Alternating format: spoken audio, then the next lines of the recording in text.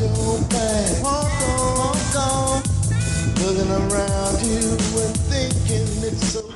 Well, welcome to the socialengineer.org podcast. This is number 12, guys. This is a special event for us. This is our 1-year anniversary. That's it. Number 12. Usually there's like a 10-minute delay waiting for Dave to actually do that, and we got to remind him. And Sunday at Defcon. we have to. Yeah, you know what? I got to say this. We thought there'd be like our wives and our friends, and that's it, because it's Sunday at Defcon, and you guys are all here. So I think that's like kudos out to you guys for waking up on Sunday. I almost didn't come. I want to be honest, me neither. Yeah. Well, that wouldn't have mattered too much. Yeah. No, I'm just kidding. Dave, I love you. It's okay. It's okay. It's okay. It's okay. Well, there was some technical difficulty. Great. The drama button. Okay, I have to watch this. I'll be staring at the screen the whole time. Jim, your job is to see if that flatlines ever again. I think what we missed were the sponsors. That's when it flatlined on purpose. So just to get it on the podcast, to thank Offensive Security for all their support. And we said that Iris was really Offensive Security. Yep. And also Jim's company, CWC, which helped pay and print all the banners that we have and like the tablecloth here, and pay for some of the items that we needed to run the CTF this weekend. So we appreciate the sponsors. You have any funny sound for that? Fatality. There we go. Okay, I'm sure they'll appreciate that one. Yeah, you get hallelujah and they get fatality. Great. Yeah. Sorry, CWC people. I guess we should introduce ourselves like we always do. I'm Chris, or Logan. Jim or Elwood, and this is loud. Yeah, it is. Well, just for your leave it. We're fine. Mutts. Bah. Bah. That's Relic, in case you couldn't tell. We're going to edit actually everything that he says out. Typically, he makes different noises than that one, but Yeah. Typically, Dave's calling us from like a hospital. If you haven't heard the podcast before, you should download the last like 3 or 4, because every single one of them, Dave has called us from. He was getting an EKG. His wife was giving birth. He had a heart problem that he had to go get checked out, and every one of the times a prostate exam, and he called. I don't know about that. You guys are making stuff up now. And he would call us from like the doctor's office and be like, we would hear like these things about beep, beep. Dave, what's going on? Oh, I'm getting They're removing my right now. PG. Oh man, I tell you. Just put a bleep there. Yeah, removing my beep right now. That's great. So let's see. I think we should also talk about our other sponsor, Spy Associates.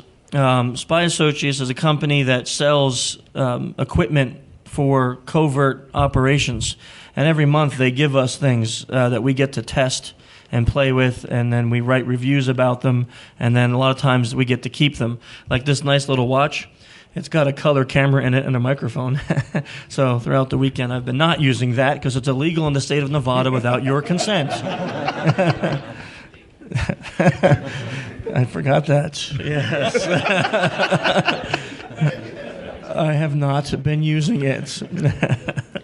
But they also gave us a couple other things that we were playing with this weekend. this isn't going to explode, right? No. Okay. Maddie didn't pack it. Oh, sorry, buddy. Yeah. Dude, that's attached to a bug. Don't do that. Ouch. Yeah, seriously. Look what you did. Put it back. They gave us this neat little device. This is a voice changer.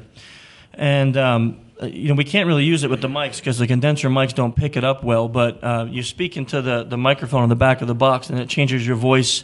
It doesn't make me sound like a female, but you can sound like one of those guys who kidnap people and then hold them ransom. Really easy. That does it pretty cool. And I can change my octave a couple of times. We tried it on the phone. It worked quite well. Give me your passwords. Yeah, I tried that, and Jim gave them all up. It was kind of cool. But we really appreciate Dan's help. Dan Sharp. Everyone, give him a round of applause over here. Also known as Boxman. Also name is Ming.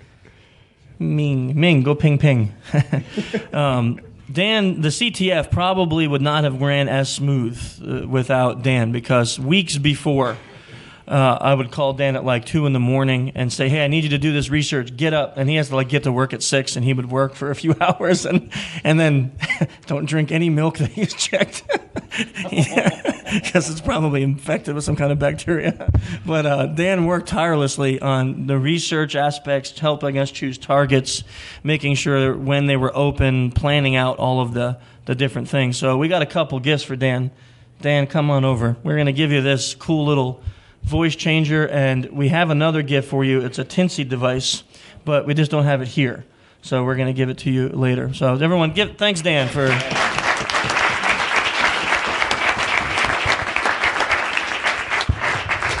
The real reason we wanted you to have that is because your voice annoys the hell out of us. So please use that from now on. Thank you. Yeah. And also now you're indebted to us, so we have a lot more work for you. It's part of the framework. Yeah, it's part of the framework. So you're going to be, you're going to be working for us for the rest of your life until we fire you. Raja, you're fired. So thanks for your help this weekend. Raja was one of the judges. He's not normally on the podcast, but he was up here all weekend. Paul over there. So want to thank him too for all the help with judging. So it's.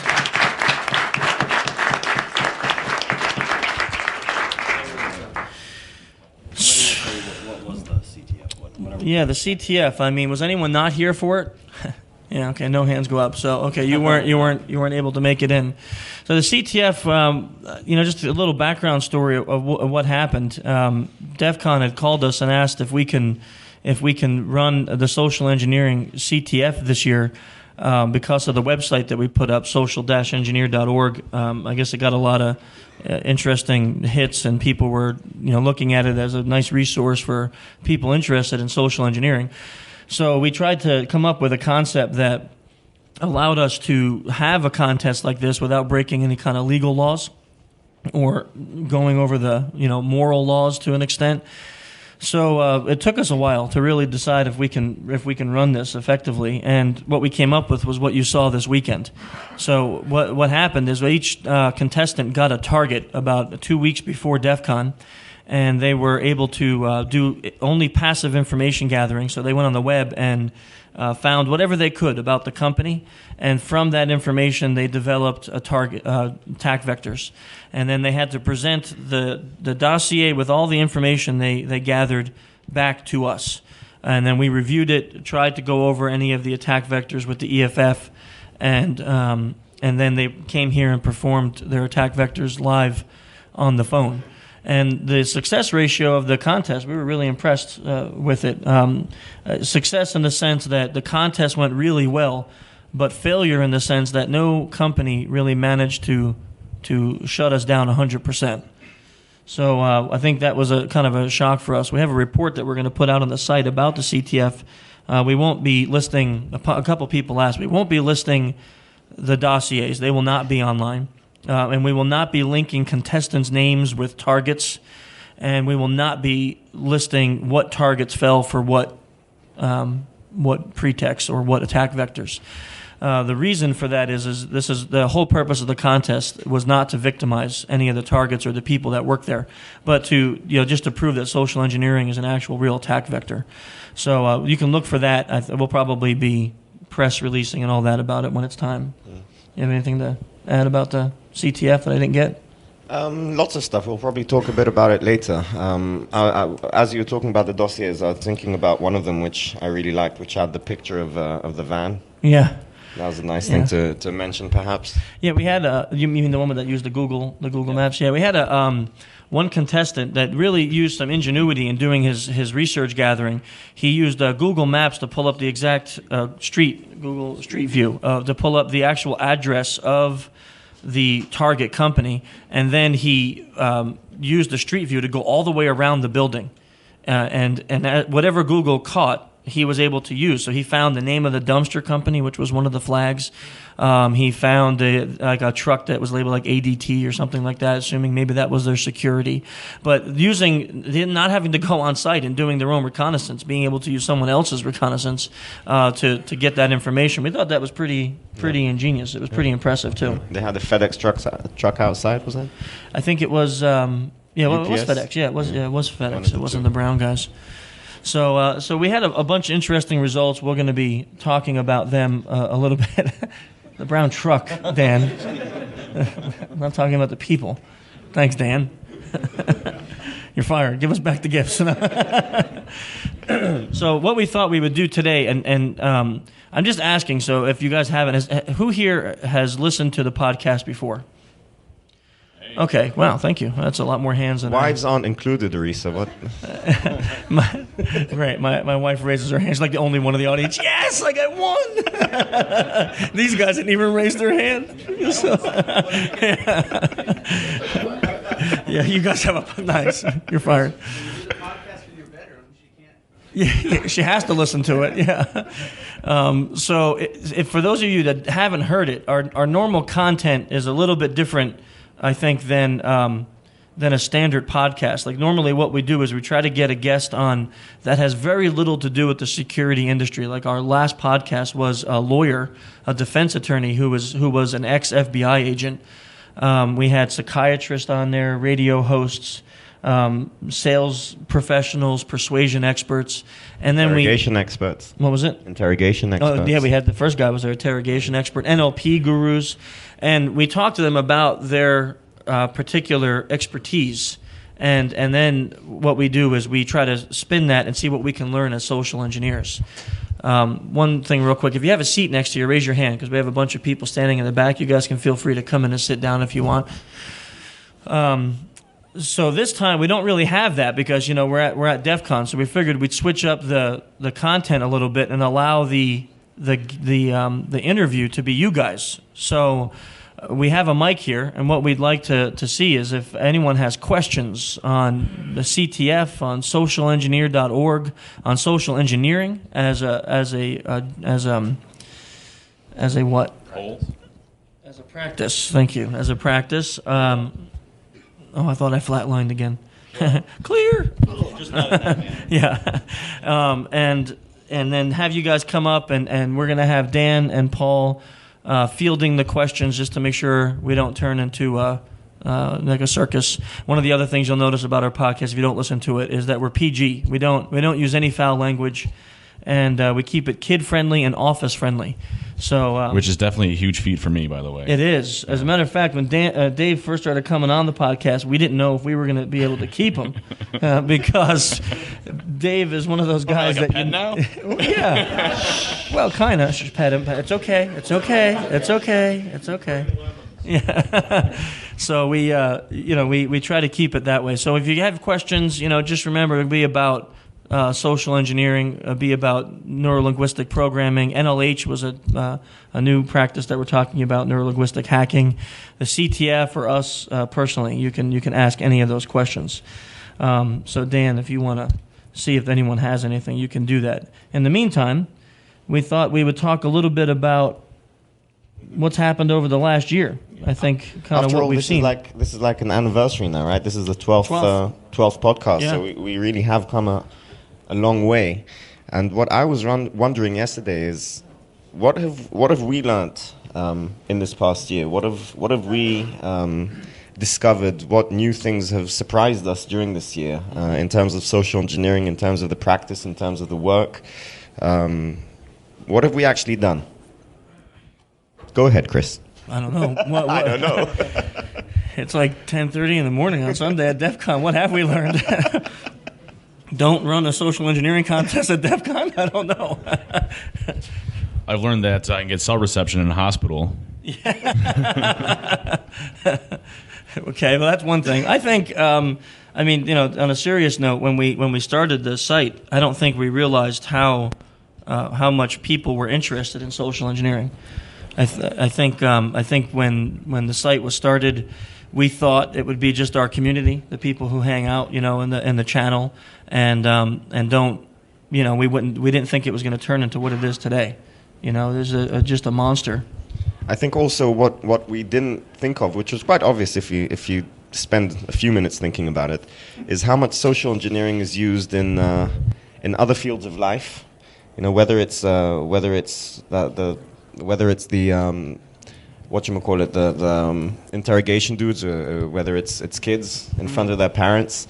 And I think that we actually came to the realization that social engineering is something that we almost do daily, whether we notice or not.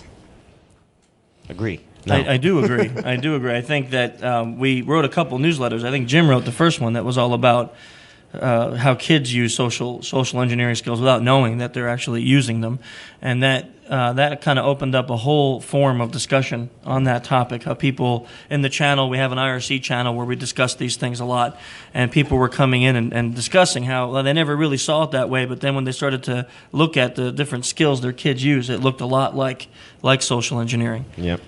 I think that's a pretty good thing that we did learn. Hang on, my computer just logged out. There we are. We're back. What are the things? There's been so much going on over the last year with when we started the site, it was basically just a framework, the social engineering framework, and now we have the blog and the newsletter and the podcast, and we have a lot of people coming in talking to us from different fields like government, law enforcement, about social engineering as a practice. So I think that's we've seen a lot of increase in the interest in social engineering over the last 12 months. And I would say the uniqueness of the speakers that we have. We had the radio show host. Yeah, Tom. And when you first, did that, Michelin, I was like, man. Mishki. Get it right, dude. Gishki? The wheel, right? Oh, yeah. Michelin's a tire. We didn't have the Michelin man on. Next podcast, the Michelin man. No, and I always thought to myself, well, how's this guy going to play into social engineering? And when he got on, it was unbelievable. The person that he played on the radio show was completely different from the person he was in real life, and just put on that facade and that act. And all the podcasts have just been a slam dunk. One after another, the differences and the people that we get. I got the police officer, the former police officer, and the lawyer. I got pulled over a week after that. And I used exactly what we learned on the podcast, and I got out of my ticket. And I was extremely nice. Yes, sir. No, sir. Is there anything I can do for you? But, it's just, things that you take out of the podcast that I use on a regular basis. And it's been pretty awesome. Yeah, that is true. I think a lot of people have expressed that they use the skills that we've been talking about in the podcast in real life and noticing a big difference. That one was especially good. And that one on the persuasion guy, about which side of your head you put the phone on. Yeah. I thought that was kind of cool too. If you haven't heard that one, you have to listen to it.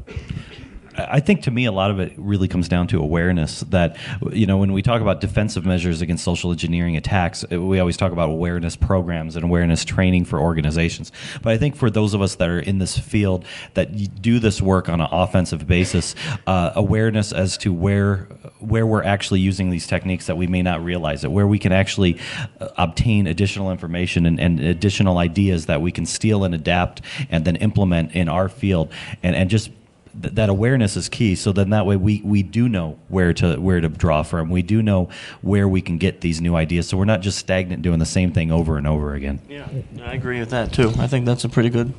Yeah, I also really enjoyed the panel that we had. That was really interesting. Getting all those real life social engineers and getting to hear what actually happens in the field from directly from their mouths was eye-opening for me. Yeah, we had Chris Nickerson and Carlos Perez and Sharon Kanhidi and Johnny Long on that. That was a great all the way podcast. from Uganda. Yeah, from Uganda with the wind chimes in the background. That was a great podcast. Yeah, that was really good. I think what I wanted to do was just kind of take a brief break from that and tell the story about Fox News, because we played them the clip, and I think that everyone, you guys want to hear the story. So, Dave had this link to this Fox News guy, and they were looking for someone to go on the news, and Dave couldn't do it, but we didn't know that. So it's like 7 a.m, and the guy calls me 8 times in a row, and I keep hanging up on him, and he keeps calling back, and I'm thinking, this guy better be in the hospital, because you're calling me 7 a.m. at Black Hat, it's like too early. And if any of you know Dave, the thing about Dave is that he pulls pranks. And he pulls pranks that are sometimes so extreme that you really think that that they can't be real, or like, who would spend this much time trying to plan this kind of a prank? You know, like, don't you have a real life and a family and a job that you're going to spend like months planning these things out? So when he called me and told me, like, you know, I want you to go on Fox News and talk about this WikiLeaks thing, I'm like, you know, Dave, okay, I'll come down and play along. I didn't shave. I just, like, jumped in the shower. I threw on, like, the old social engineer shirt. And then, you know, I come down, and I call Jim. And I'm like, Jim, I need your help because, you know, if Dave's planning to prank me, I need some backup. And, yeah, well, I don't know. Yeah, I thought Jim would help, but let me tell you what he does. So we get down to the front of Caesars, and Dave is standing by a limo, and I'm thinking, oh man, he went all out. The dude rented a limo for this prank, you know. So I get to the limo, and the limo driver's got like this, like this growth coming out of his ear. It's like this big, you know. It's terrible. It's like, and I'm looking at the guy, and I'm like, Dave, couldn't you choose like a better limo driver? So. He gets in the limo. He's like, come on, get in. And I'm like, I'm not getting it. You know, I really honestly thought like Dave was going to take me to an abandoned warehouse and there was going to be like all these transvestite strippers and it was going to be terrible. And, you know, and I said to myself, like, I don't want to play along with this, Dave. It's too early in the morning. He's like, I swear to God, just get in the thing. So we get in the limo and Jim leans over and he goes, look, my wife's coming in like a half an hour. So if this is a prank on Chris, tell me now, I'll just get out, you know. Here's my support blanket, and he like basically just says, "Yeah, you know, who cares about you?" Yeah, right. Well, your wife or me? I mean, come on, you know. So, I just have to say, as this whole story's progressing, I start to think, man, why didn't I think of like to do this prank like a year ago or something? So now my mind's twisting of things I can prepare like a month and ahead.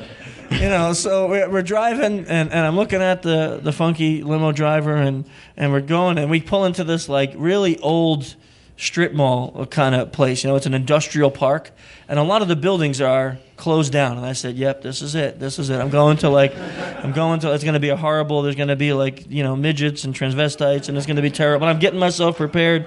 I'm like, okay, how am I going to get out of this? You know, do I run? What do I do? And you know, and then we pull up, and there's this old building, and it has like COX network, you know, and I'm thinking, okay, well, that sign looks somewhat real.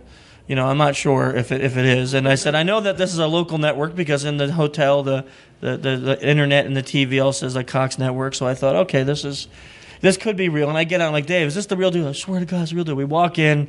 You know, the place doesn't look like, you know, like a TV station. You know, it's like a little room, and we go in, and they have a fake background. And I say to the guy, are you in on this? You know, like, is Dave putting you up to this? And he's like, what are you talking about? I'm the executive producer. Of course I'm in on this.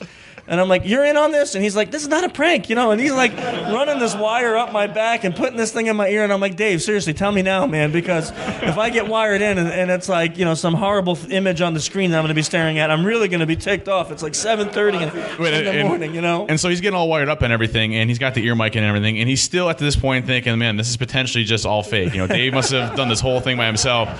And then, you know, he's like, Dave, seriously, this is a joke? Yes, this is Chris Hanegi. Yes. Oh, God, dude, this is real. I did. They're like, say your name. I'm like, Chris Hanegi, Operations Manager, Offensive Security.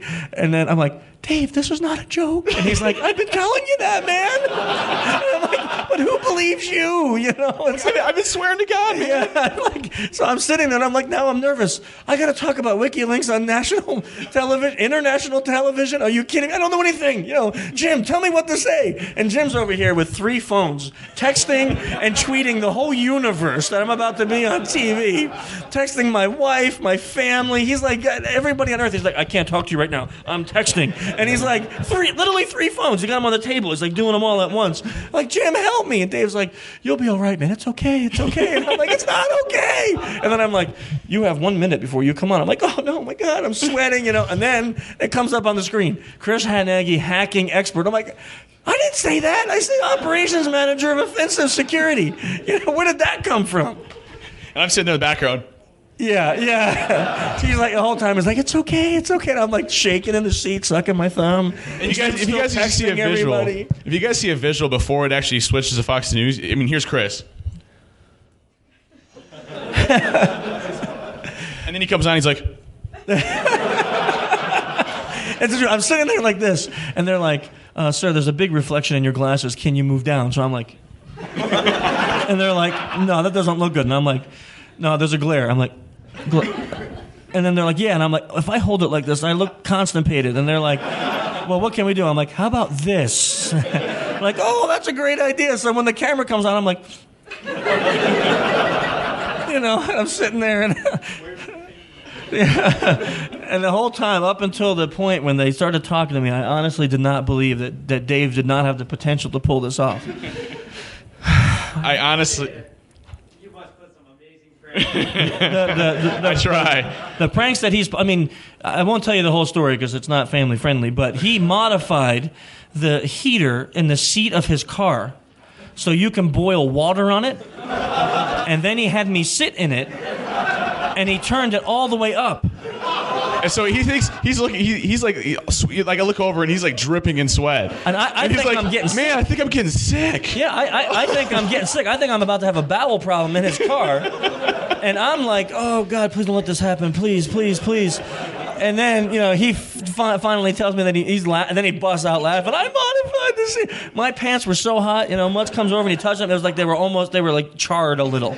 I'm like, dude, you can boil water. He's like, I know. It's like 120 degrees, I'm like, what is wrong with you? What if I was in shorts, he would have charred my hair off my legs. So they only took 4 days to rig that up. So, it's not even... it's just ridiculous. I'll tell you, the stuff that he does, the pranks, this is believable. This one was believable. I really am disappointed. I did not think of this ahead of time. Next year, I got a whole 12 months for next year, so Next year, I will never, ever trust you again. You realize that? Dude, the president wants to meet you. Yeah. We're going to have like an armored car with dressed up police officers. Oh, man. Yeah, definitely don't trust Dave with anything he says. And so that's the Fox News story. You guys need to know that since they humiliated me by playing it in front of you. Fortunately, it's not on the podcast, and I don't think it's online. We'll have to add it. Yeah, I know. For sure. See, I control the podcast, so that will not be on. Ugh. So let's get back to flatline for some reason. Rojo, what happened? That's back. You're good. Okay, we're back. Can you re-ask the question, please? Okay, seeing how this year's Capture the Flag went, are you planning on doing it again next year, the year after, or now that companies have forewarning? Well, if we're asked back from Defcon, we'll definitely do it again. We probably will have to change some of the underlying mechanisms because if we use the same targets, the same attack vectors, the same methodology, it probably won't be as successful. Because, but although, I say that, but I don't know if I 100% believe what I just said myself. I'll have to social engineer myself into believing that. I think, if we did it again today, even after all the press, there's been hundreds of news stories out. If we set up the booth and we made calls to the same exact companies, I think that they probably would fall for the same thing again. Yeah, just looking at the people here who, came and watched and didn't actually get the chance to do it this year are just kicking themselves. Yeah. Well, I think it was scary. A couple things that happened that we didn't really talk about a lot publicly is when we released all of the rules, a lot of the people who did sign up to compete, because we had like 30, no, actually we had, with the waiting list, we had like 45 people sign up. And and at the end, we only had 18 compete. And the reason for that was many of them had their companies tell them they would be fired if they competed.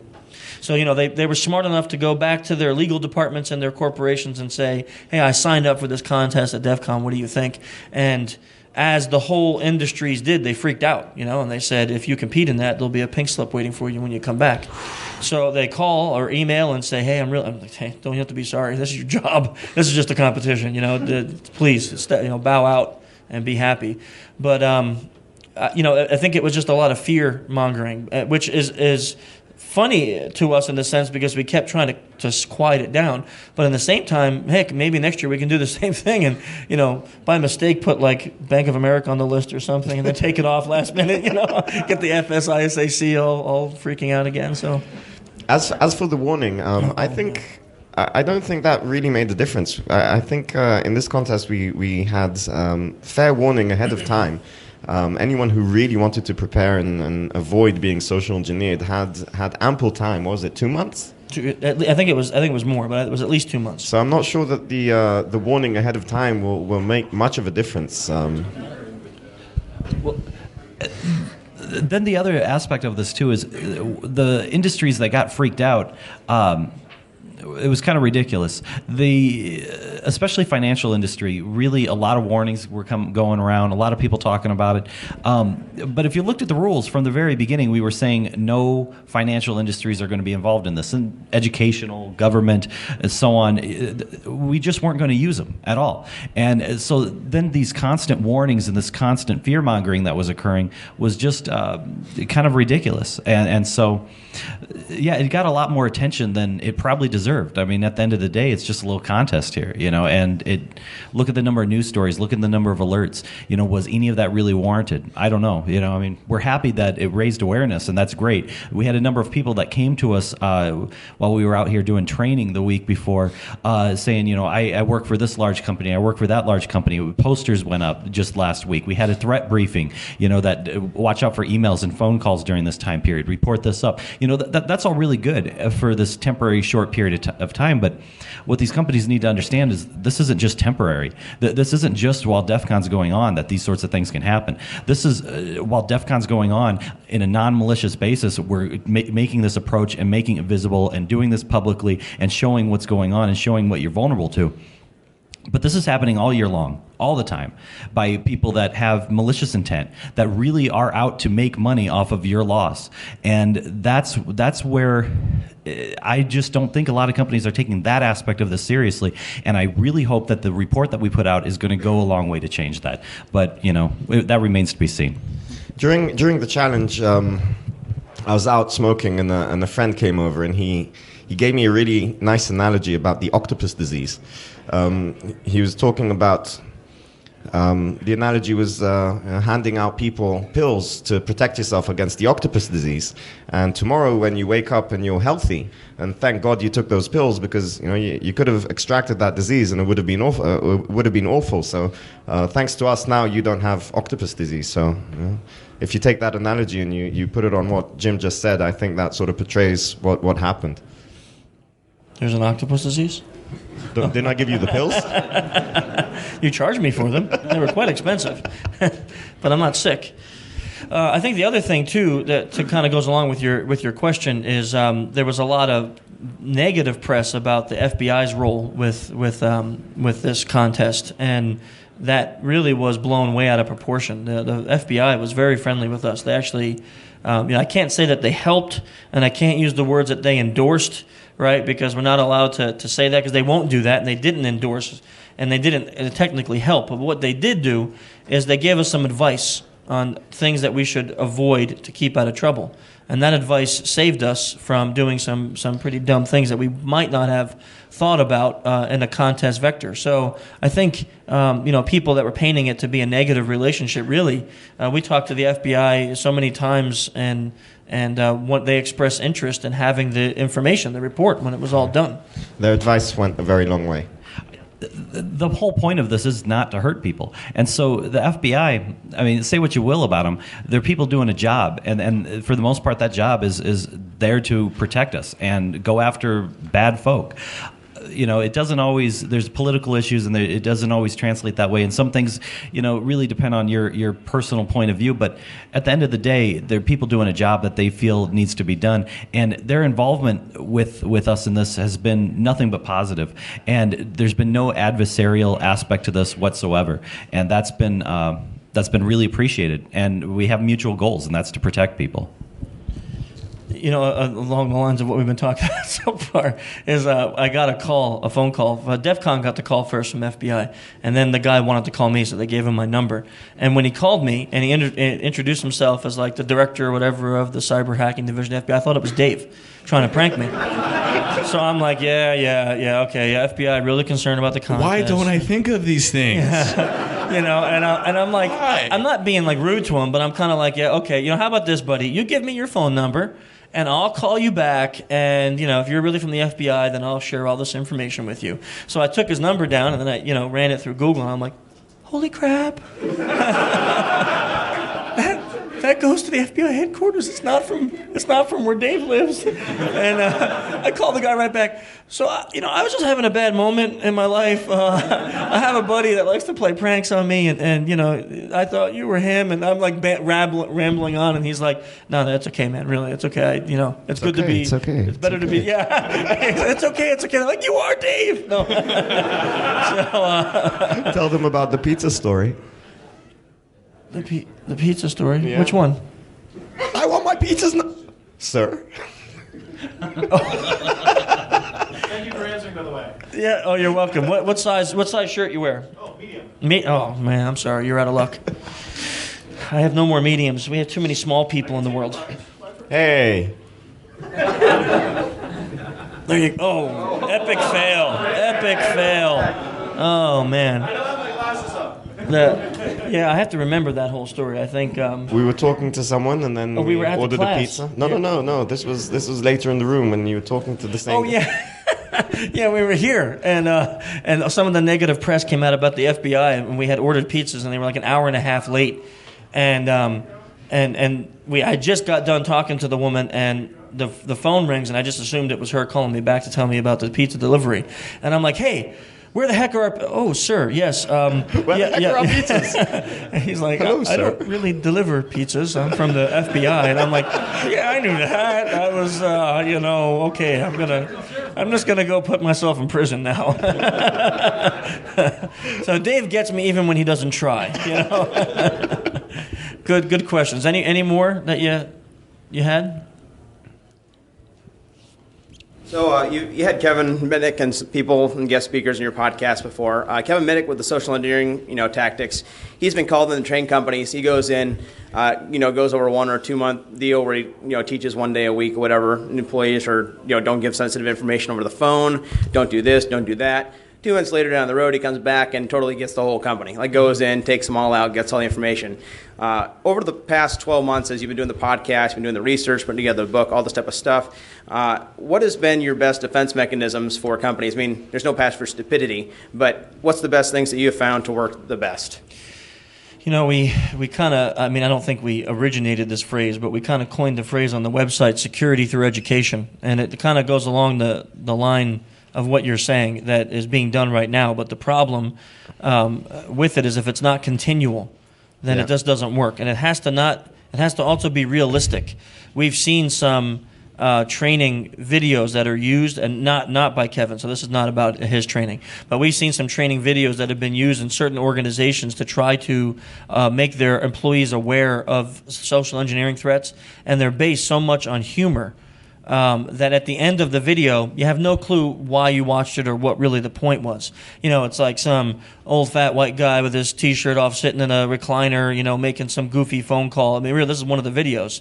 And it's at the end of the video, you're like, what's the point here? It's not even a realistic attack vector, what he used. The training needs to be what these people deal with every day. And it needs to be maybe even an audio recording of an actual, wow, this is the way it would be done. Videos of what happens when you click a malicious PDF or when you visit a malicious website.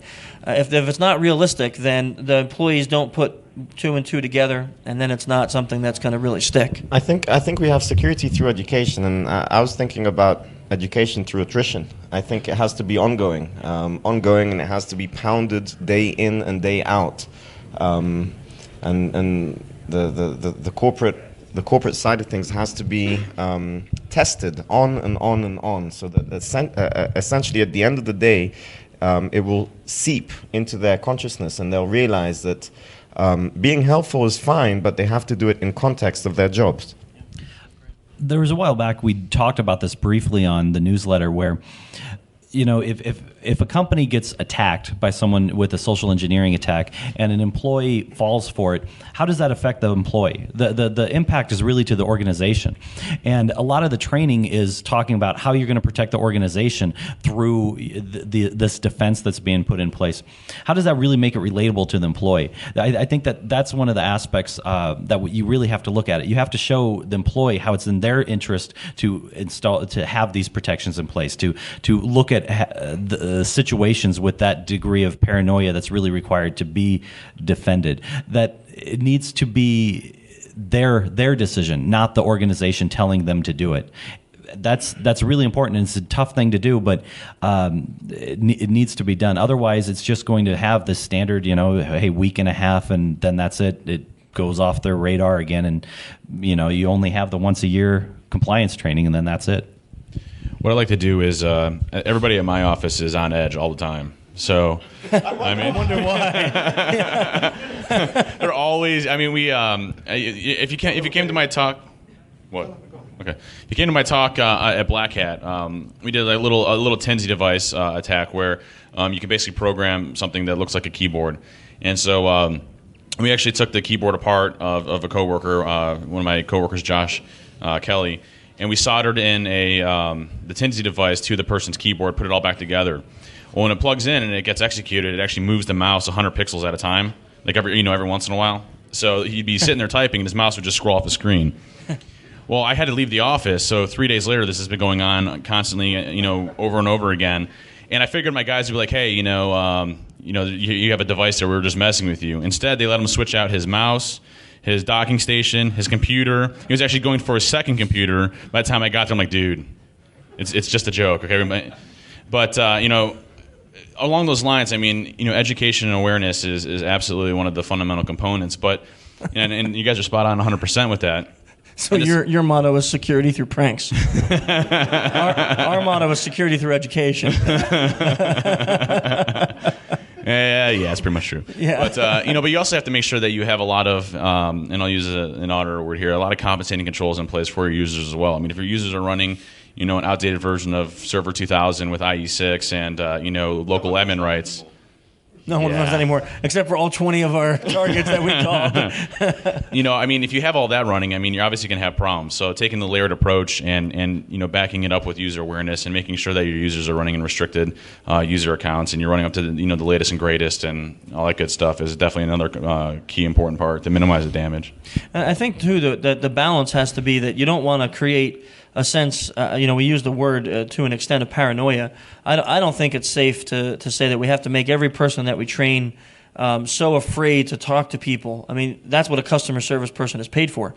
So if I call, Apple Care products, I don't want the guy so afraid to help me because he's had so much training in social engineering that he's not going to help me. And I'm a real customer. I have a problem. I have a product that I want fixed. So you have to balance that. And I think after this, though, they're gonna. I think as soon as you call and say, "Hi, I'm Chris Hednegi," it's going to be like a red flag. Yeah, I'm probably going to have to go back to PCs with non-Windows machines. I have to stick with Linux.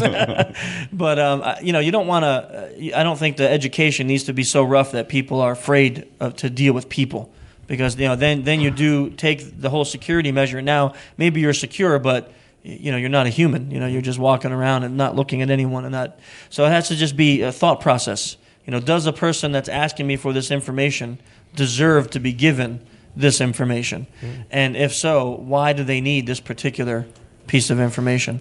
Thinking it that way a couple of the companies that we called had that actually happen, where a person in the company, right, that retail outlet we called yesterday, the first two managers that we called said, I'm not answering those questions. That's against our security policy.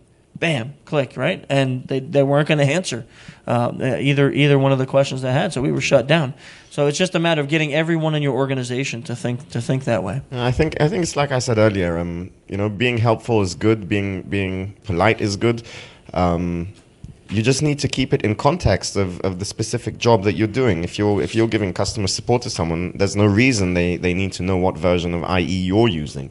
Mm-hmm. And keeping that in mind on a constant basis, I think, is probably the key. I agree. I agree with that. XL? Ooh, Melissa, cat like a ninja. Any more questions? Looking back at everything, what was the single most difficult aspect in setting up the CTF? For me, it was the moral aspects. Very good question, actually. For me, it was the moral aspects. As a person who finds it difficult to lie, finding the balance, again, the moral balance of what can we do, what can't we do. Legally, it's very clear. But there's also a very fine moral line that you have to stick to. And that moral line isn't always shared by everyone. and getting everyone up to par with that, for me personally, I'm not sure it's the same with everyone else here, but for me personally, that was the toughest thing for me. Dave has no problem lying, so that wasn't the same problem at all. Oh, that's hard. That's just hard. Just with you, buddy. Yeah. I don't know if I can say that was the same challenge that I had. Well, you organized everything. I kept on asking you what contest. Yeah. So I didn't have all the technical elements to deal with. That's true. I think maybe along the same lines, it was just making sure that everything was realistic. We tried to. People suggested things like, "Why don't you call the companies first and get their permission, so that way no one gets in trouble?" But that would really take away a layer of realism. But then there was risk involved. So trying to balance that risk out with what can be done so that risk is minimized. And I tell you, a really good time for a shout out now is to the EFF. Yeah. Because if it wasn't for the EFF, I don't think we could have accomplished this on our own. I'm not a lawyer. I know nothing about the law. Really, absolutely nothing.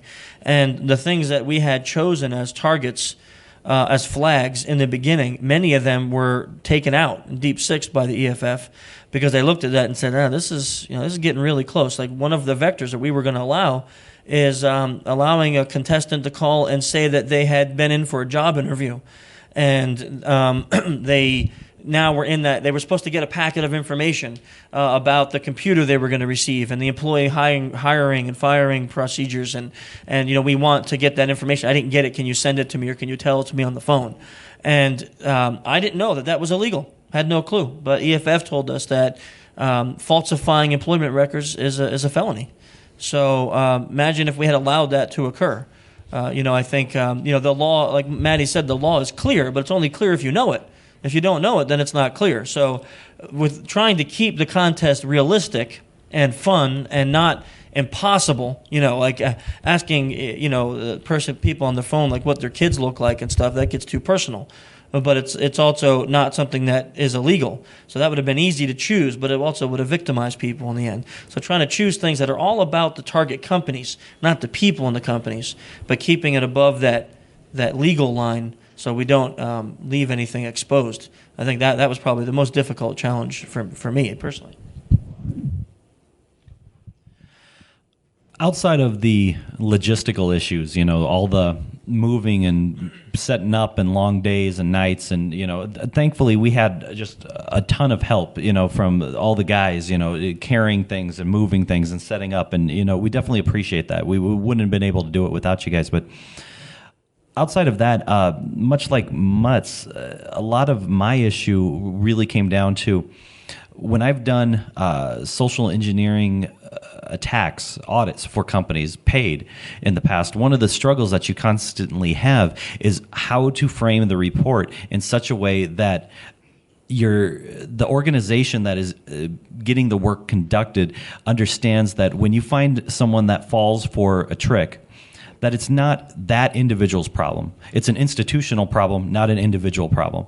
And too many organizations will look at this issue and say, okay, well, here's the fix. We can that guy, and now we're secure. And that's not the solution at all. So when we look at this, we were really sensitive on how we can protect the individuals that are receiving the phone calls so that they're not getting victimized in this effort in any way. There was an unfortunate event with one news article that went out where a name got printed. We were able to get that pulled out. The nature of the internet, that's going to be how it's going to be. And thankfully, it was only one. We made an issue out of this when we spoke about the whole event to various press, and thankfully, most of them understood and respected that, and that was really positive. We wanted to make sure, and we've mentioned this already in conjunction with the report, when we talk about this, it's not company A fell for XYZ and company B fell for MNN and old P, whatever, it doesn't, that's not the point. The point is this is what works, this is what doesn't work, and throughout the industry. And that's what we need to focus on. getting the right approach for that is not as easy as we initially thought it was going to be when we first started down this road. And hopefully we accomplish that. But it's something we got to come back and look at and see what we can do better next time.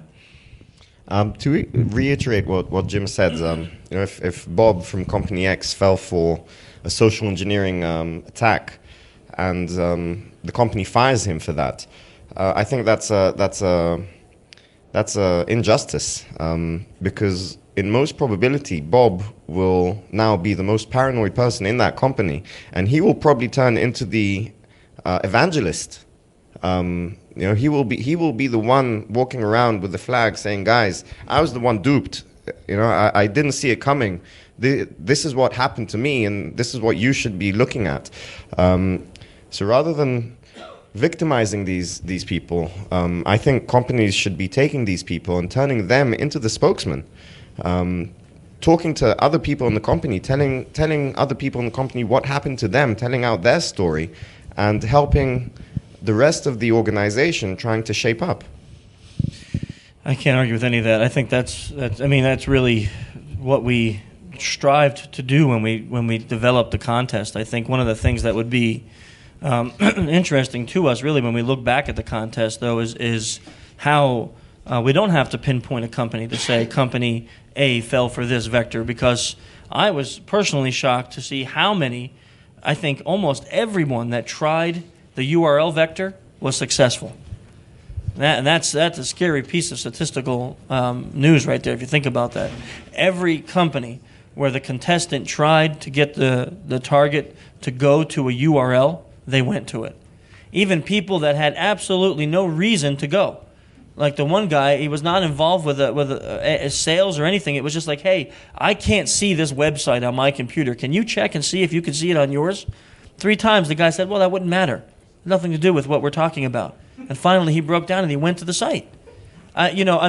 Every company that was tried that, they went to it. And that shows a big gaping security hole in corporate America, that these people are not trained to think, man, I can go to this site, and that could have owned the whole company, the whole corporation could have been owned because I went to that URL. That's a scary piece of statistical news. Yeah. Yeah. What size you got? Medium. Oh, I have no mediums. You got to gain some weight, bud. How about a 2X? Not that much. Hey, guess what? I do have a medium. Well, nice job, Melissa. You're supposed to do your ninja thing.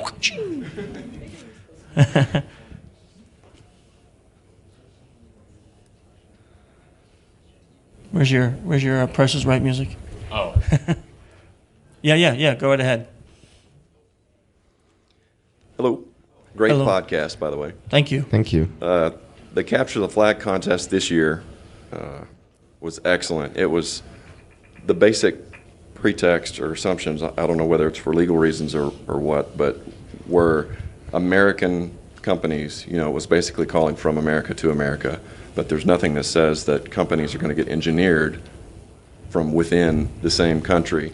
So do you have any data, or can you discuss the aspects of different cultures and how if you get someone from one type culture on the phone, it's, your vector could change from, somebody from a different culture, and how their culture is maybe tends to be more helpful or less helpful or more paranoid? Or We don't, because this contest was based off of corporate America, but I think just from previous experience, the one thing that I can say is when you deal with a call center that has many of its employees based out of America, the way that they're trained and taught to work is they're overly helpful. And I think we did see that this weekend on the phone. A couple of the calls that were made sounded as if maybe they were call centers, not local, and they were very helpful. I think that, this is what does your job. You help people who call. And that one gentleman who 3 times said, I don't know why me going to this website will help you. And then eventually he went because the contestant persisted to say, please go and check this. Will make me feel better. And that was his whole context there. If you go to this site and you can't see it, then I'll know what's on my end. But if you could see it, then it will make me feel better that it's still up. Yeah. It had absolutely nothing to do with the problem that he presented, you know.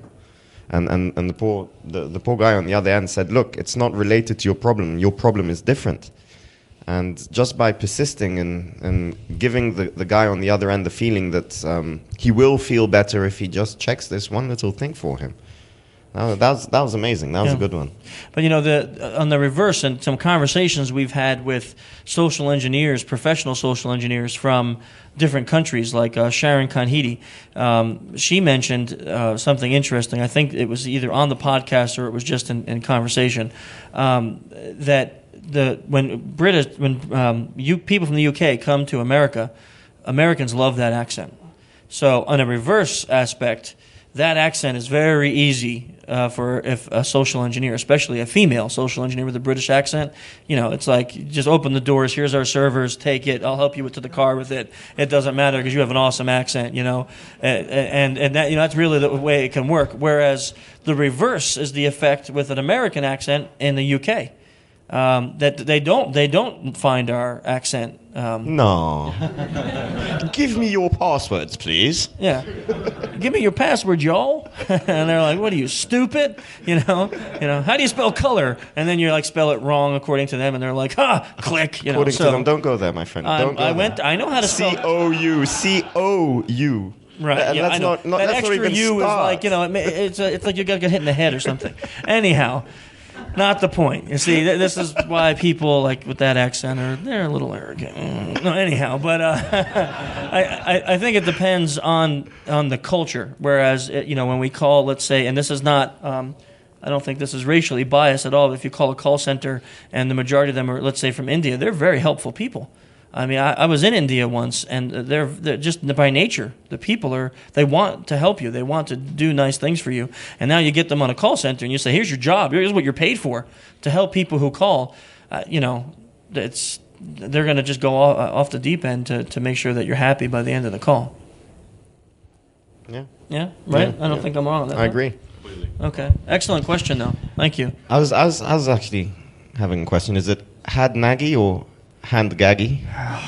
One of the reporters put my name as Hagagi. Hagagi, operations manager of offensive security. Hand Gaggy. No, it was Hagagi. Haggy. She actually asked me for proper spelling. That's what I gave her. So.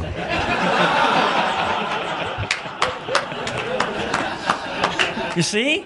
This is what I mean. This is what I gotta deal with all the time. My entire life is to support my family and prank Chris. He told me that the first time I ever give a public speech at either Defcon or ShmooCon or one of the cons, that he would take a month off of work to plan the prank that he's gonna play on me. And I would. And no, I'm not kidding. He will take a month off of work to plan this prank. He told me it would involve like invisible wires and some kind of foam and scary things coming down from the ceiling. And I told him that I'm just going to come on the stage with my 6-year-old daughter, and if he has the guts to pull the prank with that beautiful child up there with me, then well, when you have Secret Service helping you, they can just grab the girl and then do everything to you. So. I already have it all green planned out. I mean, sketches. I think right now at this point, my relationship with the FBI is much better. I probably would not get off at any airport. The FBI and Secret Service are two different departments, well, man. I'm calling my buddy when you land in Ohio. Say hi to Bubba for me, will you? Yeah. No, because you know the problem is. Yeah. The problem is my daughter has all the beauty of my wife and all the evil maliciousness of me. So she's I think when she grows up, I'm going to hire her, and she's going to be a great social engineer because right now she gets people to do anything. I mean, anything that she asks people. And I always wondered, man, she is the worst. She's just so rude and she's mean to people and she doesn't treat them nice. And then they go, oh, here's everything. You know, how do you do that? Teach me, you know. So. I contracted her 6 months ago to keep William Frankston in. Okay, if anyone heard that, child labor laws. Okay, we're going to definitely leave that in the podcast. His name is Dave Kennedy. Dude, she's working for free. She's like, to torment my dad? You're serious? Child labor laws, sweatshops, okay? Sorry for all that. Go ahead, sir. You can pull that mic down a little if it's... There you go. What are you saying here? Well, you're vertically challenged. No. He's better than me. Well, you know. What kind of car does you drive? A camel. No. The car that's on a crane right now. Oh, man. I think it's really cool what you guys are doing, and I think it's neat that you guys, I appreciate you putting all the time and stuff to do this, even though I'm sure you got some definite negative feedback from some of the organizations and press too. But I guess my question is, this was something from the beginning I thought, wow, what a neat contest. But then I started thinking, what kind of legal protection, I guess, is there for some of the contestants? So they do the contest, and I know that some of the organizations maybe get torqued off that especially if it's a vice president or somebody that you call up, and they're torqued off that they looked bad, and so they call in their big legal department or whatever it is, and I'm just thinking, okay, so here's this Pogue contestant who doesn't have a lawyer. What kind of, I know you guys have the EFF and all involved, so what kind of legal protection is there, or legal top cover? Were you actually in the podcast? Did you? I was for some of them. I listened to a couple different ones. And I thought it was contest, pretty funny. yes. He meant the contest. No, not actually in the contest. No. Okay. But I've considered it for maybe other years, but just kind of wanted to know what. Well, one of the things that we took a lot of care to do is mute any identifying details. So every time someone would say on the other side, one of the targets would say, "Hi, my name is," or send an email to, or my phone number is, then we'd go ahead and shut that down for a few seconds so it wouldn't be broadcasted. Only the contestant themselves would be able to hear that. So that was one of the physical firewalls that we had in place to actually protect the people on the other side. Of course, following the law of not recording and not having that on record was another big thing, because it's something that you can't go back and start listening to. So that was probably another aspect. But in the reality, the harsh reality of it is that the EFF was here for us as the contest coordinators. If a contestant needed legal advice, then what we told them was to call the EFF on their own and to ask them if they can run their pretext and things by them. The EFF are actual lawyers, so they're not like fake lawyers. So the problem is anything that we discussed was attorney-client privileged. And because the contestants were not part of our organization, they could not be grouped into the same protective level that we would have gotten. But what Maddie is saying is 100% true. So because we knew that and we told the contestants that, then what we did is we ran as much information through the EFF as possible. If a contestant had a question, I called the Jennifer, the lawyer from the EFF, and said, "Hey, is this something we should take out? Yes or no?" Even during the contest, when people came up and they had questions on things, I would call her on the phone and say, "Hey, contestant wants to do this. What do you think?" And she would shut it down or not. So I feel that was a lot of protection. But the problem, I shouldn't say the problem. I guess one of the aspects of the legal system in America is I can file a civil suit because you're short. It doesn't matter. Hey. I'm just saying it can happen. I can say, he offended me. He made a tall joke, and I'll sue you, right? I mean, and if I have enough money and time, then it wouldn't matter. We can battle this out in court, as stupid as it is, until a judge threw it out, and then I can continue to take it up a level until the Supreme Court. So it's silly. But it is a risk that I think every contestant took by competing. So one of the other things that we did is we never released a contestant's last name or online handle. We never did that during the CTF. When we said, we would say like Jim, and that's it. And the only time a contestant name was released, we had two that agreed to speak to the press, and they gave their names. Now that's on them. That's not on us. And we made warnings. If you speak to the press, I speak to the press, so I take the risk on me. So if something bad happens, well, that's my fault now because I spoke to the press. If you go out in this room and there's press out there and they say, "I want to interview you about what you said," and you give your full name and then someone gets mad at that, then there's nothing we can do about it. You'll have to call your own lawyers. So we told all the contestants that, and we said, if you don't want your picture taken, we will prohibit picture taking. We will prohibit any kind of video monitoring before and after the call. So we tried our hardest to make sure that the legalities of this contest were to the highest level that we could do, not being a legal entity. And other than that, once again, the EFF were supporting us and fully standing behind us. So that was also a big plus, because it does give you a solid background to work with. EFF rocks. They really do. Give me 1 second. Let me chuck a shirt at this guy's head.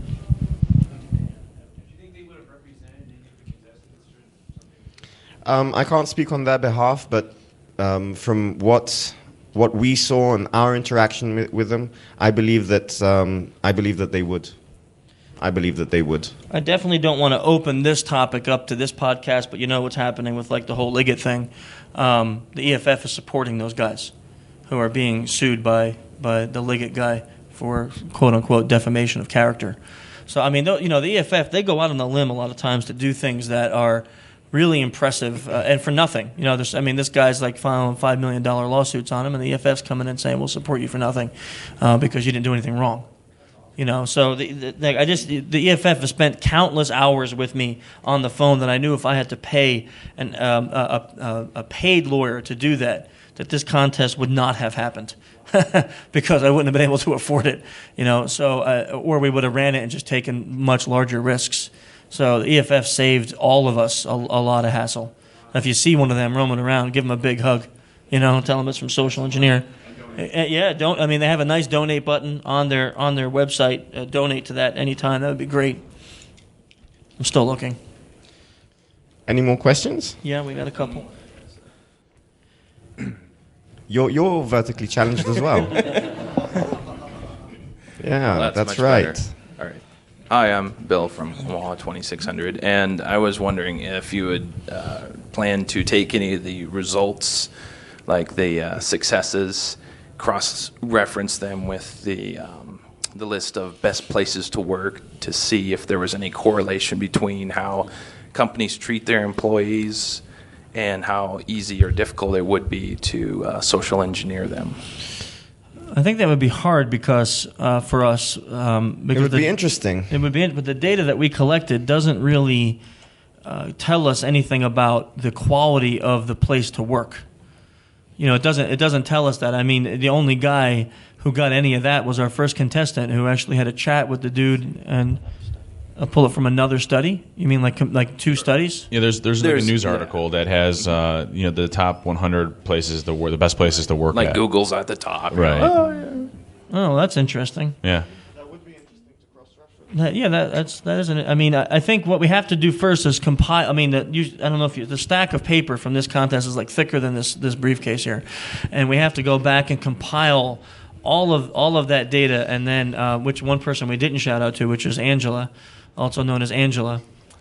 She sat here tirelessly at the end and typed like 4 gigs of notes in text, for all the contestants. We have to go back and put all of that into some kind of form that we can analyze statistically, and look at the data and say, here's the vectors that really worked. Here's the ones that worked okay. And then maybe after that we can.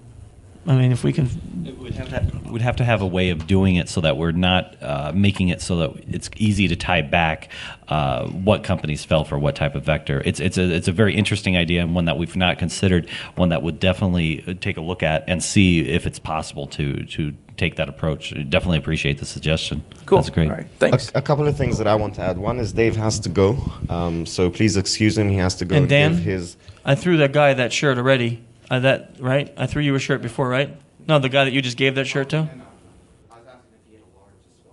Oh, okay. So, Dave, good luck in your talk. We're rooting for you. Your talks up to now have been amazing. Go knock 'em dead. Hey, yeah, Dave, enjoy the pranks. I mean, the things I left for you at your speech. No problem. Everyone, give Dave a round of applause. Sackman! You guys ever hear that story? The Sackman story? Wait. To continue, to continue that answer, I also don't think that the conversations that we had or the conversations that occurred with those companies and corporations are actually representative. we had, we might have talked with 3 or 4 people from a corporation of thousands, of tens of thousands of people. So you can't really say that Company X did really badly.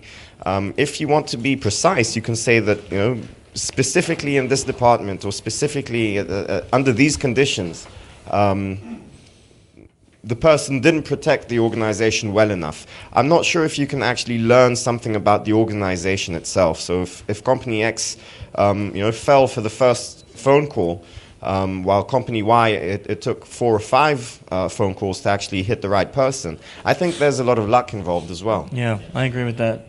So I'm not sure that our findings actually reflect the truth about the total posture of any specific company. Yeah, I think we'd have to, analyze one company by making, like 100 calls or 1,000 calls to it, and then using that data to say out of 100 calls, let's say they were 57% successful in falling for a social engineer attack, and then that company is number 1 on the list of best places to work. But then, company number 100 best place to work, we call 1,000 people, and 99% of them fall for. Then you can say, yeah, wow, the best place to work has less vectors that work. I think it would be hard to do, and we probably would have to get sign off from the corporations in order to do that, instead of randomly calling 1,000 employees in that company trying a social engineering attack. Yeah. That's a good question, though. Yes. Another short one. Yeah. No, there's nothing wrong with that. No, nothing wrong with that at all. I like short people. I do. I'm married to one. I was asking this gentleman earlier that I noticed there was some I don't know whether this was a Defcon thing, but some calls were recorded. And what do you do with the recording, and what do you do with the data that has been collected from the different companies? Or who recorded the calls? I just saw some. Oh, if people in the audience recorded the calls, that was not for us. Okay. And if they did, despite all the warnings that we gave, and they get caught, then they'll be charged with, I believe it's a felony, maybe a misdemeanor, but in the state of Nevada, it's illegal and it'll be considered wiretapping. But then all the data has been collected from the contestants. Yes. What do you do with We're it, and how? Yeah. We're going to make a report that will show all of the data in statistical format, so not detail, not like when we called Apple, this gentleman named this, use these vectors. We're not going to do that. And do you go back to the actual company and present it to them? That's been asked quite a few times. I think what we came up to with this question is that if those companies were to come to us and ask us for that data, we'd probably give it to them. I'm not sure we'd send it to them. Just because I don't know if it'd reach the right contact. But I think that if we were approached, we probably would comply. And the report will be public on the website. So I don't. If any of those companies want it, it's not like we're going to dangle it on a string and say if you want it, you have to beg for it. We're going to put it out there, and anyone can download it. Because we're not going to embarrass or name what vectors worked for what companies and what information was found. We're just going to say, 17 or 18 companies were called. These were the 20 questions asked. Here's the percentage of those 18 companies that fell for those vectors. But no company names at all. No. The company names will be in there, but not correlated with what worked and what didn't work. Once again, I think the really important thing to remember here is that the purpose of this contest isn't to name and shame. So, the purpose isn't to go and say, hey, Microsoft fell for this, ha, ha, ha. No, absolutely not. We're avoiding that with everything that we have. The purpose isn't to name and shame. At the end of the day, the purpose was to analyze whether or not social engineering can really be used as a valid attack vector. We were actually, before the contest started, we thought that there's a good possibility that these types of companies won't fall for these things. So we were ready to accept the fact that social engineering, at least in this environment, again, with all our legal restrictions, in this environment would not work so well. And we were ready to accept that fact. If all the conversations would have gone really bad, then that would also be a valuable piece of information. Okay, so when you do put restrictions, which of course malicious social engineers do not have, then these large corporations, Fortune 500 corporations, are protected. Unfortunately, that was not found to be the case. Realistically, on a lot of this, we're not looking for a fight. The companies that were called, their names are public. There's no secret behind that at all. We're not looking to go out there and embarrass them, as has been said. If they want the information, our contact information is public. They know how to get a hold of us, and they know whether or not they were involved in this. So if they reach out, we're not looking to fight them. We'll help them in any way that we can help them, and we're happy to do so. One of the news stories that was printed over the weekend was BP's top secrets revealed by social engineers at Defcon. And, I'm thinking, okay, what's BP's top secret? You leaked 12 billion gallons of oil in the ocean? And then you read the article, and it says something like, contest at Defcon made BP's employee go to a web browser and open up a website. That was the big top secret. So I do expect that a lot of the news reports that come out will be very sensational about the report, and will probably try to. People want to read sensational news, so they'll try to play it up as the data is very malicious and evil and scary. And like Jim and Maddie both said, our contact information's out there. You want to call us? You have questions about this? You have questions about how your people cannot fall for this? Sure. But if a company calls us and says, I want the name of the employee you called, sorry, that information is not even stored. We didn't even write it down. We didn't record the phone calls. We didn't take note of it. We don't, if it's anywhere written down, it's going to be thrown out and burned. We are not going to give that information. It will not be in the report. It will be employee X answered the phone, maybe male employee, that's it. The only reason we might put gender is because one of the statistics we found this weekend through analyzing the data just for short term, we haven't done all the analysis yet, and someone made this comment, so if you're in the room, you're about to get a smackdown, females shut us down. Yeah, females shut us down more. One contestant said, I love social engineering females because they always give up information. Wrong answer, because every time we got shut down this weekend, it was always a female. The guys were opening up their mouths and just saying whatever they wanted, and the females were just the ones that were smacking us around, which is like real life also, I guess. So, it's not too far-fetched, at least in my marriage, so I don't know about you. I'm sorry, honey. She just gave me the I'm going to smack you look, so I'm not wrong, am I? Any more questions? Yeah, we have a couple. Okay. Dan's just getting the fielding. Whereas Dave was ta-da. Yeah, that was a good question though, because I do think that a lot of people have asked that in the press room as we were getting interviewed about the report and what it will contain, and the same level of work that we put into the CTF will go into the report to make sure that it's not damaging and victimizing. But our background purpose for this contest was to generate data like this, so that way it can be used to help. Yeah, really, the contest itself was fun, but at the end of the day, it's just a contest. If we don't have this data coming out of the back end from it, then was it really worth the effort? Was it really worth all the work that was put into this? And so we need to make sure we have that out in a reasonable time frame and make it as high quality as possible. Yeah, the contest was fun, and just to continue what Jim said, either as a contestant or as a target, it's not worth you losing your job over. Oh yeah, amen to that. Kim, how are you, my friend? Fine. How are you? I'm good. Now you've done this event and obviously got a lot of good results and interesting results, and you will be writing a report afterwards, as we've heard. But have you considered using this event and all your results and reports to sort of create something that would be useful for people doing awareness training and people who are actually in the process of training their employees to become more, resilient towards social engineering? I have this feeling that the report that you're giving out are being read by people like me and people like these guys, but not by the people who could actually do something about it. So have you considered creating a class, creating training, creating material that could actually be used for training?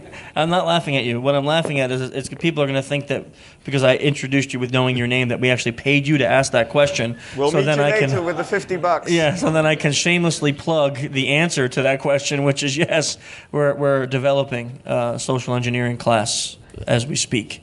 So we will be hopefully. I'm not going to put a date on it because we don't know. Hopefully soon, but I don't know what soon means. But we're going to try our hardest, try harder, to develop some social engineering training based on not only just this report, but the framework that we gathered, other information that had been researched, the research that I've been doing when writing the book and things like that. Well, wait. What about this book? Will it be a class for social engineers or will it be a class for the people who are awareness trainers? Okay, so they didn't hear it in the mic. His question was, will the class be for social engineers or will it be for awareness? I think this is a good question, but it's hard for me to answer because all of the training that I'm involved in is with offensive security. So I can't imagine creating a training course that is for like the higher level management to come and sit in a classroom for 3 days and be bored to death. I think it would have to be like here's what happens when you get kidnapped. I'm going to hit you with a rubber mallet until you cry and don't give up this information. That would be the kind of, no, not that bad. But, free waterboarding at the end of class, something like that to teach people how to deal with it. But yeah. See, you are sick. I mean, but I think it will probably be more along the lines of what a normal offensive security class presently is, and it will be based strongly off of the framework and other publications that... Certification will be called OSUP, Offensive Security Under Pressure.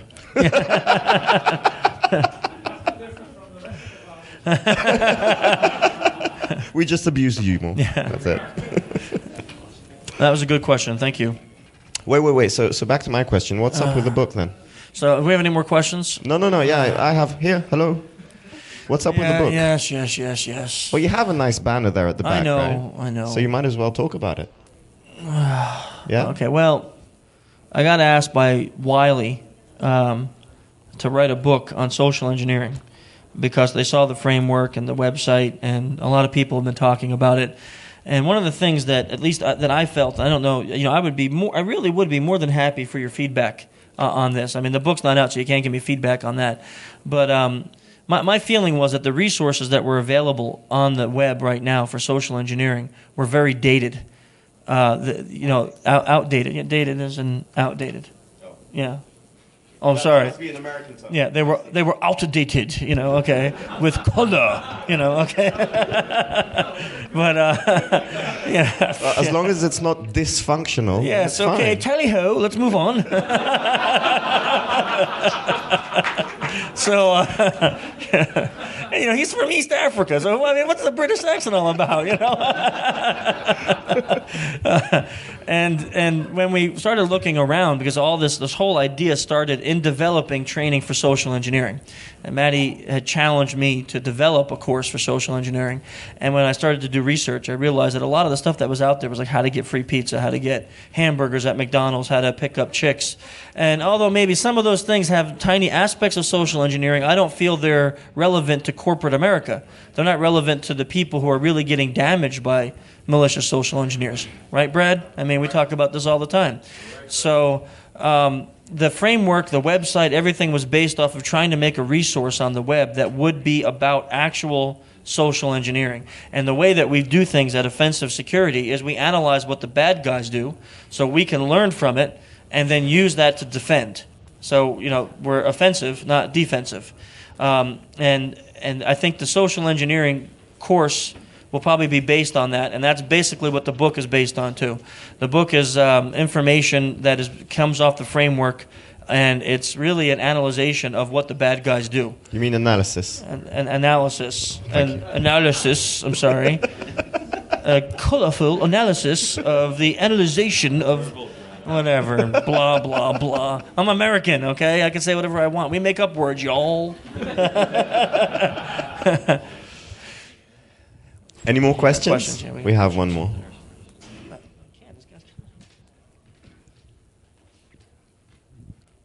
So I was reviewing your social engineering framework, Mhm. right? It doesn't really mention anything about legal in there as far as a consideration to stop and take a look at any legal considerations prior to taking these kind of activities. The only thing I can find on your entire site talking about legal is really a reference to the EFF being kind of a sponsor for it. Are you considering adapting that framework, or is that a deliberate action to leave that out of the framework because you don't believe it belongs there? The only legal disclaimer on top of the framework, on the very, very top on the first page, it says something to the effect of, we're not endorsing you do these things in a malicious way, blah, Right. legal, blah, blah, blah, and that if you do them, you're liable for it. I don't think we have a plan to add a legal section to the framework because we're not lawyers. So for me to give legal advice on what like we just read a story, not just like a year ago, we read a story that a guy in North Dakota was arrested for running Nmap. Now, for doing a zone transfer. Oh, a zone transfer. I'm sorry, for doing a zone transfer. Now, in most of the country, zone transfers are not illegal. You can't get arrested for doing a zone transfer. Actually, they're done every day on servers throughout the nation. Every ISP does zone transfers. So this guy got arrested and imprisoned for doing a zone transfer. So now if I was writing a website about that and I said, hey, you can't do these things, well, that would be wrong in most states. It'd only be right in North Dakota at this point. So the same with the framework. I mean, some of the things that are in there are not illegal in many states. Like right now there's a bill about phone spoofing, but it hasn't been passed. So phone spoofing is legal here. Now if you're from Germany and you read that, 90% of the tools that are mentioned in that site are illegal. In some of the European countries, but they're not here. So I don't feel knowledgeable enough to give legal advice on what is and isn't, and what we try to do in our secular work with offensive security, which is what I mentioned this before, is we analyze what the bad guys do, actually showing how they do it, so that way you can learn the ins and outs and defend against it. But with that, there is risk. So I understand, what you're saying behind the lines is there is risk with that, because anytime you show someone how the bad guys do something, now the bad guys can go learn how to do it better. I also think that the framework isn't meant to be used as a guide. So it's not something that you're supposed to follow as a 1, 2, 3 step thing. It's more put out there to expose you to the different aspects of social engineering, whether it's being used on a malicious basis or on a professional basis.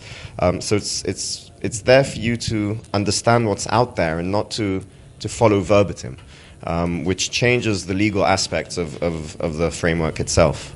He means verbatim. I appreciate the interpretation. No, yeah, because I wasn't sure what he meant by verbatim. I was going to Google it. That word's very weird. Okay, so it's basically a deliberate leave out in order to avoid giving legal advice. Yeah, I think the only way I would ever be able to do that is if I sat down with a lawyer, maybe even from the EFF, and we went through each of the modules in the framework, and they told me what was legal and what wasn't, and then we wrote disclaimers for that. But what's easier is that top disclaimers. Look, we're giving you this information. If you use it for malicious purposes, it's just like a hammer. You can take a hammer, you can build a house with it, or you can bludgeon someone to death. You don't put how-tos. Was that legal advice? Yes. I have my hammer right here. No.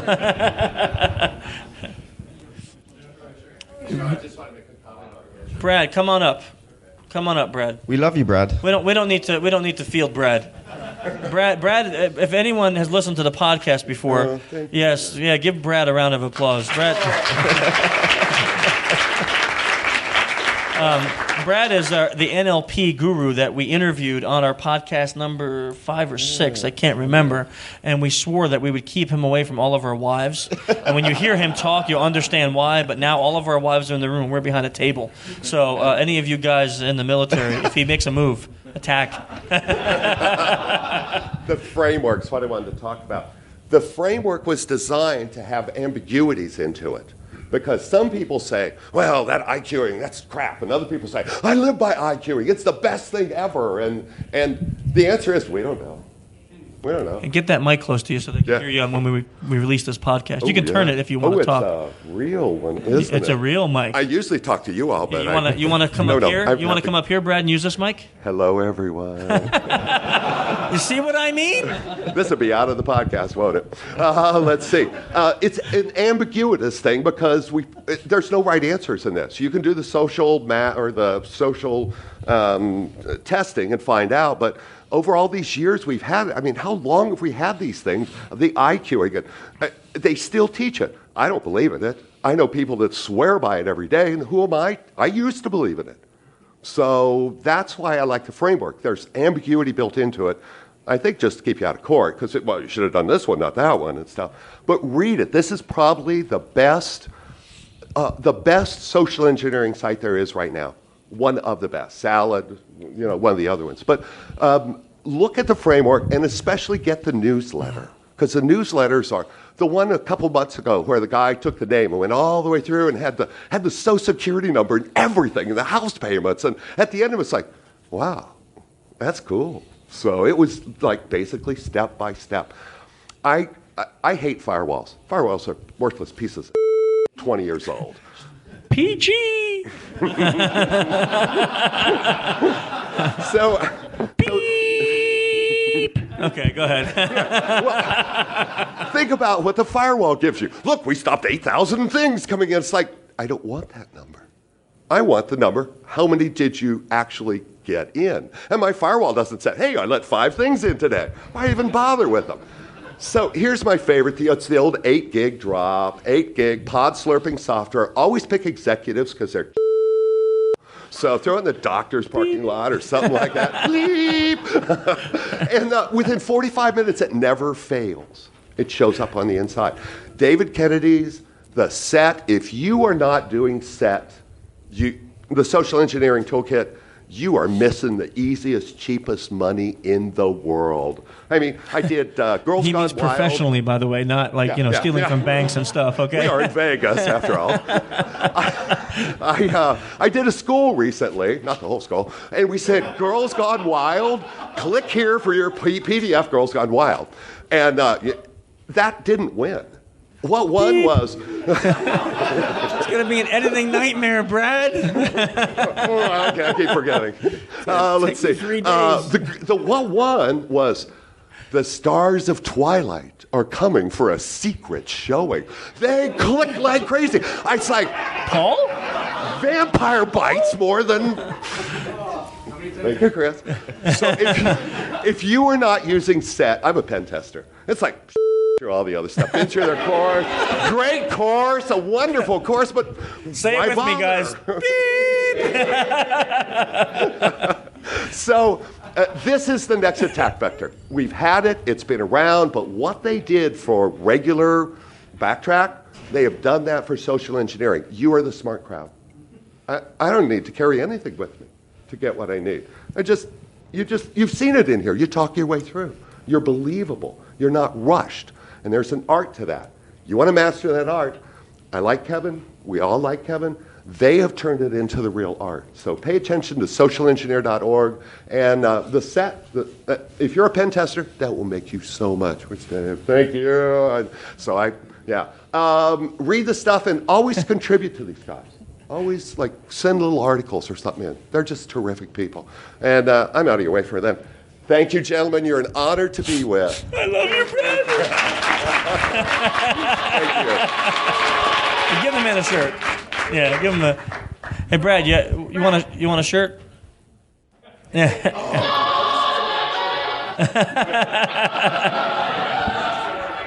Yeah.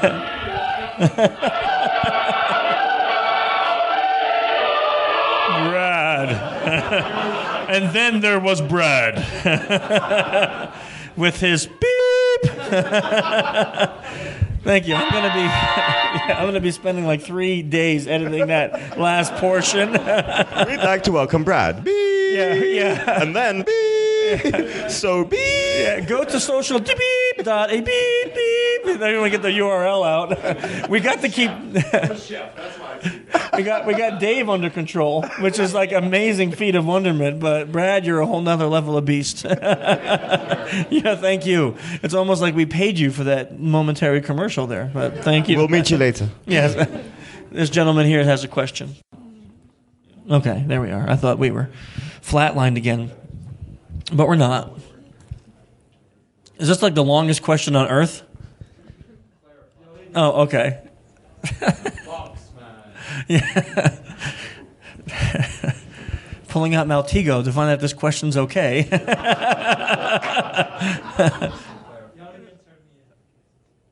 Go ahead. Go ahead. Go ahead. Go ahead. As long as it doesn't involve cursing and porn. There's a dramatic introduction for your question.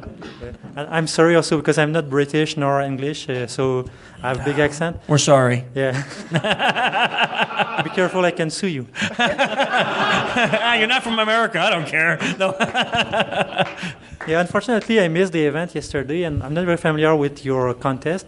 But I was wondering about the methodology, if we did, or if you did anything to validate the information that was gathered, like, by example, collecting, like, visit when people, they go to the website, so making sure, yes, they went to the website, we asked them to go, or they were using this IE version or this OS, looking at the user agent field, by example, this kind of information?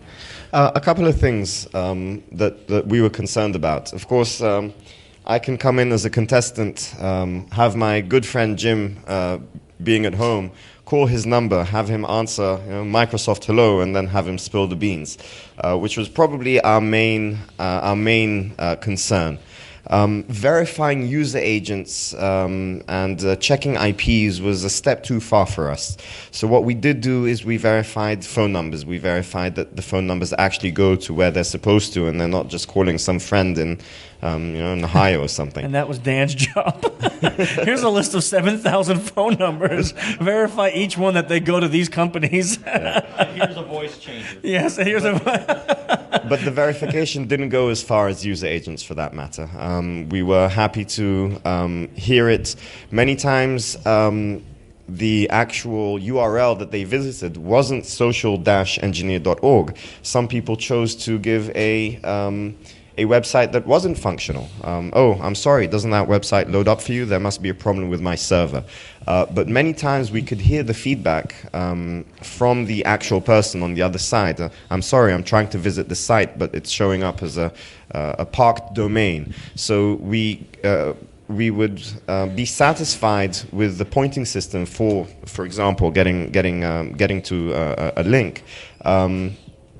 Audibly, so we'd hear it, we'd get the confirmation from the other side, yes, I'm looking at the website, I can't find what you're looking at, or I'm looking at the website, it says, and we had a unique error message, so we could get that feedback, but we didn't go as far as verifying user agents and things like that. And if they didn't use our website, when they said the URL, we would pull it up also, and then as they would say, what do you see on that page? Oh, I see the bar across the top with this icon, and we saw it also, that we can tell that the person at the other end of the phone actually had visited that site. Some of the contestants actually forwarded their site, the site that they had chose to set up, to social-engineer.org, and then we were able to see the IP hit the logs. Which again amazes me. Some contestants actually use social-engineer.org, social-engineer.org. Thanks. You don't even know the site. Social Open tag. Yeah. Information security training. Offsec training. But the thing that amazed me is that some of the targets would actually hit the site, a site that has this amazing logo that has plastered on top of it, exploiting human vulnerabilities. And we had people start with that. Hi, can you please open this site? And they would, and I thought to myself, okay, that's it, it's over. And they would say, they would start getting descriptive. So what do you see on that site? Well, I see a very nice logo, and I'm clicking on a few. And you're like, look, it says exploiting human vulnerabilities. The title of the website is Social Engineer. So what are we missing here? And that to me was also an amazing aspect of the whole contest. People are just, you know what this reminded me of, Chris? Mindlessness. Yeah, right. That podcast about... Correct. Ellen Langer. We had a psychologist from Harvard on our podcast, and she talked about how people do their jobs in a mindless state. Like, it's almost like driving through like a toll booth, and the person just puts their hands out, collects your money, puts the ticket in, gives you change. They could be having a conversation with someone next to them and they don't even look at you, and they did it, and you get the right change, and you're wondering, man, that person wasn't even thinking. People do their jobs every day like that. And a lot of these people were probably just doing their job, open up the site, visually saw it, but it didn't strike them out of that alpha mode. enough to go, hey, this is... I mean, we had one contestant say, oh, if you click on the blog button, you'll see an article there about a hacking contest that's going on right now. And they're like, yeah, well, that's interesting. Are you kidding me? I mean, like, if we could have said, oh, the third paragraph down, it has your company name in it. Wow, isn't that weird? You know, and they're like, ooh, I should watch out for that. In fact, if you connect to your audio stream, you might hear yourself in stereo. Yeah, you know, it's like... and people just never connected the dots. So, yeah, it was an interesting aspect of the contest. I think we'll field another couple of questions. Yeah, another couple questions, guys, before we... I can't believe you've all been sitting here. It's almost like an hour and 45 minutes. It's amazing. Podcast, we really appreciate the support. Are there any more? I think we're done. Okay, well, guys, amazing weekend. All I can say is thank you for many of you coming out to the CTF and hanging out all the days, coming here for the podcast, hitting our site and reading our content there, newsletters, the podcast downloads from the site. You can, if you're not familiar with us, you can check us out if you haven't got it yet on social-engineer.org. We have a free node, irc.freenode.net IRC channel. It's channel social-engineer. We also have Twitter feed. Human Hacker is our Twitter feed. Anything else that we got to mention? I would just like to thank everyone involved. Paul, I'd like to thank Dan. I'd like to thank Bosco as well, and everyone who's subs. Yes, big thank you to him, especially when he was walking around mangled with his arm and shoulders and had to carry 50-pounder. Yeah, and then got abused and the exploit DB guys who constantly were here early in the morning helping us set up. So a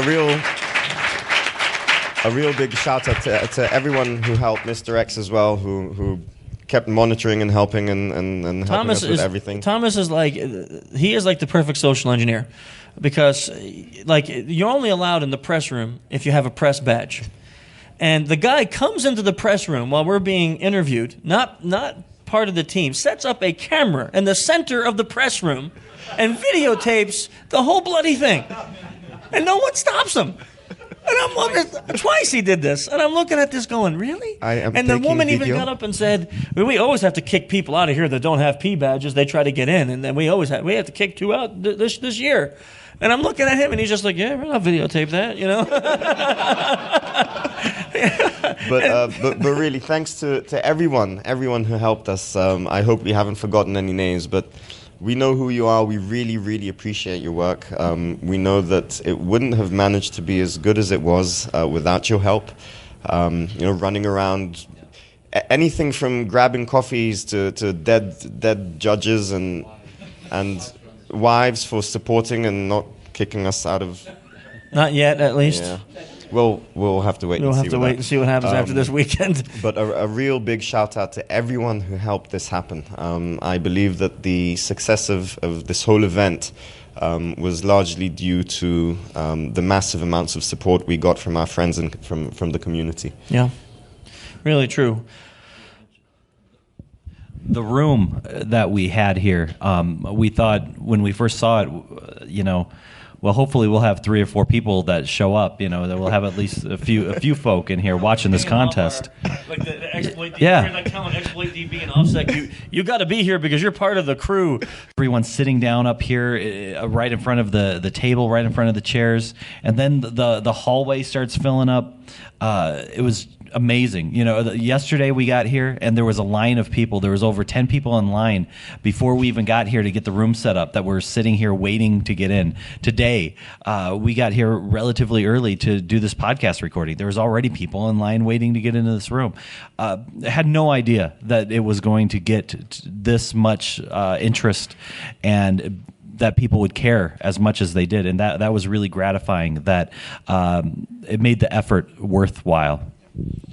The award ceremony for Defcon is at 6 p.m., I was told. During the podcast, I got a message that it's at 6 p.m., not at 3:30, which I think I said during the CTF a couple times. So we'll be announcing the winners of the CTF there.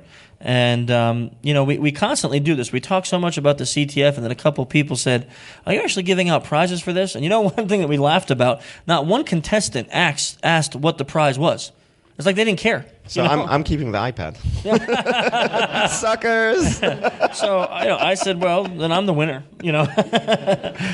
So we have an iPad that we're giving away as the first prize.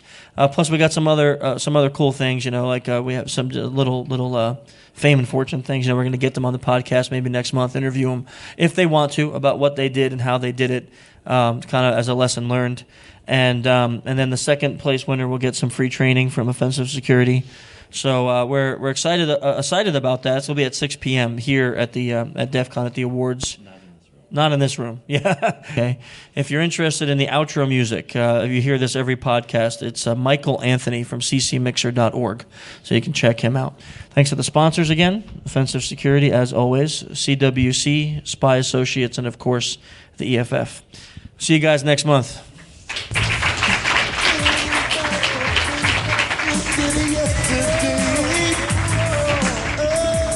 So many problems you face. Oh, walk that way. Stay on track. Watch your back. Stay on track. Watch your back. Walk on.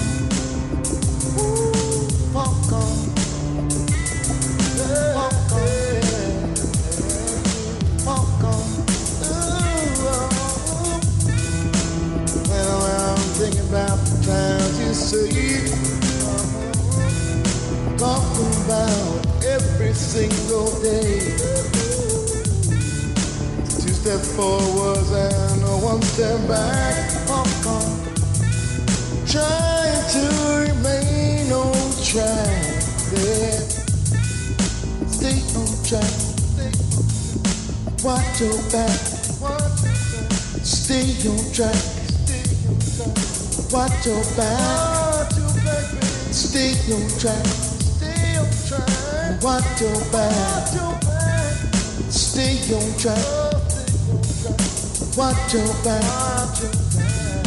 Walk on. Walk on. Walk on. Walk on. You walk up in the line.